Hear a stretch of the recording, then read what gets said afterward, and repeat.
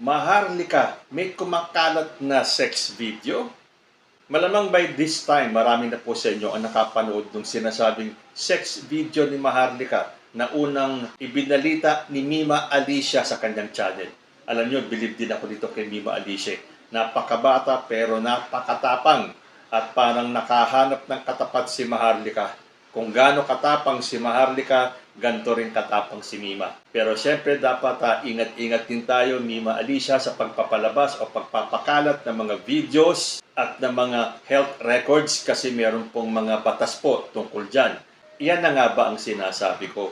Ang kasamaan talaga, sooner or later, ay magbo-boomerang sa'yo. At kung mapapansin nyo, yung mga issues na inilalabas ni Maharlika at ibinabato sa first couple natin ay parang bumabalik sa kanya at lumalabas na siya pala ang may mga issue na yan. Unang-una po, may mga issues si Maharlika tungkol sa pagpapategi o sa pagpapapatay sa mga tao. Hindi po ba sinabi pa ni Maharlika na nagpadala daw ng tao si First Lady Liza sa Amerika, hanapin siya at patahimikin. Tapos lalabas dito sa unang pasabog ni Mima na nilason daw nitong si Maharlika ang kanyang asawa gamit ng opioid at ng anti-freeze. Sumunod, merong issue si Maharlika na itong ating First Lady ay lasenggera, tomador at mahilig magpakalasing. Pero isa po sa mga kumakalat ni videos ni Maharlika ay nakikitang sumasayaw sa isang bar pero maya-maya lang ay bumagsak na siya sa sobrang kalasingan. Lasing kaya siya noon o nakadroga? Tapos patuloy pa yung kanyang pagbibintang kay President Bongbong Marcos na ito ay bangag at gumagamit ng mga illegal na droga. Pero doon sa pinakitang dokumento ni Mima, positibo itong si Maharlika sa shabu. Yun po yung poor man's cocaine.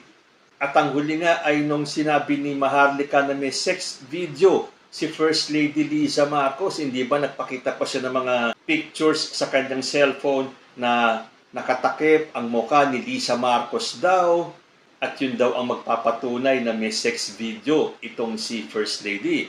Ngayon, nagpakita din ng pictures si Mima kung saan makikita ang mukha ni Maharlika. Although sabi ni Mima, yun daw ay crop pa yung picture, hindi pa yung buong picture at sinasabi na ang kanyang katunggali sa kama ay isang Pinoy vlogger. So, kung titingnan nyo, lahat ng inaakusa ni Maharlika sa ating unang ginang at kay President Bongbong Marcos ay parang siya ang gumagawa dahil dito sa sunod-sunod na issue na lumalabas tungkol kay Maharlika. Pero tahimik pa rin si Maharlika sa mga issue na to. So, yan, di ba? Siguro ayaw patulan ni Maharlika. Pero ang ibig bang sabihin niya, pag tumahimik at hindi sinagot, ay totoo. Dahil yun ang gusto nilang sabihin kay First Lady at kay Bongbong Marcos, porque hindi pinapatulan ang mga issue na nilalabas ni Maharlika ay guilty daw sila. So ibig sabihin, guilty rin tong si Maharlika dahil hindi niya masagot ang mga issue na binabato sa kanya ni Mima. Pero yan po ang sinasabi ko lagi sa inyo. Ingat po tayo sa pagbato ng putik sa ating kapwa dahil babalik at babalik po sa atin yan. Lalo na kung yung mga putik na pinapakalat nyo ay wala namang katotohanan. Tapos pag nag-boomerang sa inyo na parang mas totoo pa yung ginagawa ninyo at kayo pala ang guilty dito sa mga issue na inilalabas ninyo. So, kama lang po yan. Sabi ko sa inyo kahit na hindi kumilos sila President Bongbong Marcos, meron po talagang lalabas para ipagtanggol ang ating presidente at ang ating First Lady. Ngayon, patunayan ni Maharlika kung totoo man itong mga to o hindi.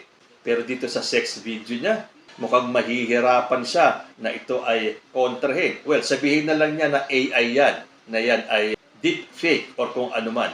Kaya lang, mukhang nasisira na ang pangalan ni Maharlika. Bakit kanyo? Kasi kahit yung kanyang mga dating mga kakampi, yung mga DDS vloggers tulad ni Banat Bay at itong si Bagong Lipunan ba yun, na kung dati ay sila ay makakasama dahil pare-pareho po sila mga Duterte vloggers, ngayon sila ang nag-aaway. Kung mapapanood nyo itong mga videos ni Banat Bay, tinatawag pa niyang tanga yung mga nanonood kay Maharlika na wag nyo naman daw araw-arawin ang pagiging tanga at araw-arawin ang panonood kay Maharlika. Okay lang daw kahit na once a week niyo siyang panoorin. Baka ang ibig sabihin ni Banat Bay, imbis na si Maharlika ang panoorin, siya na lang ang panoorin. Kaya alam, paano na ba yan? Pare-pareho sila mga DTS vloggers. Tapos sila-sila naglalaglagan, sila-sila nag-aaway-away. So, hintayin na lang po natin. Magkakaroon kaya ng kasuhan? Uuwi kaya si Maharlika dito para sampahan ng kaso itong si Mima?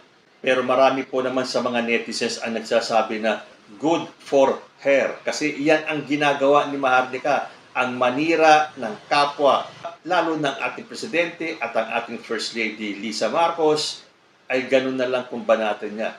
Ngayon, meron ng lumabas na katapat at sinasabi ni Mima na hindi siya natatakot harapin si Maharlika. So ano na kaya ang nangyayari sa mga DDS vloggers kung sila-sila ay nag-aaway? Sa bagay, pansinin ninyo ang kampo ni ex-President Rodrigo Duterte. Nalalagasan po ang mga miyembro ng PDP. So, dumating na kaya ang karma ni Maharlika? Ano sa tingin ninyo? Comment lang po down below at magbabalik po tayo mamaya. Diyos ti Agnina.